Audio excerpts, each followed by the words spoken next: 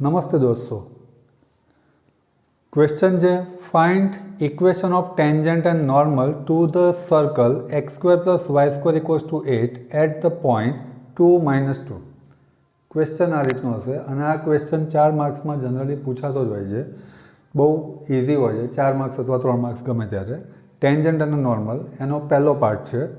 તો તમને general equation સર્કલનું કંઈક આ રીતે આપ્યું હોય, x square plus y square equals to r square અને પોઈન્ટ આપેલું હોય x1 y1. તો તમારે સિમ્પલી x1 અને y1 આઈડેન્ટિફાઈ કરવાના છે. Formula for tangent that is x(x1) plus y(y1) equals to r square અને નોર્મલનું x(y1) minus y(x1) equals to 0 simply put up કરવાનું છે. તો આપેલા ઇક્વેશનમાં તમને સર્કલનું ઇક્વેશન છે x square plus y square equals to 8. આપણે આર સ્ક્વેર સાથે કોઈ લેવા દેવા નથી, એમને જ મૂકવાનું છે. At the point x1 y1 equals to 2 - 2, એટલે કે x1ની વેલ્યુ થઈ દોસ્તો 2, y1ની વેલ્યુ થઈ -2. આટલું આપણને આઈડેન્ટિફાઈ કરતા આવડવું જોઈએ. Now equation of tangent that is simply x(x1) y(y1) equals to r square.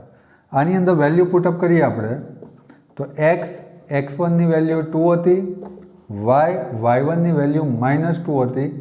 That is equals to r square, that is simply 8 આપેલ જ છે આપણને.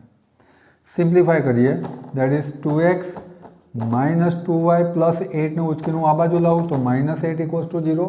કંઈ કોમન નીકળતો તો કાઢી દેવાનું. આપણે હંમેશા સિમ્પ્લિફાઈડ આન્સર લખીએ છીએ તો 2 વડે કોમન કાઢીએ તો x - y -4 ઇક્વલ્સ ટુ 0.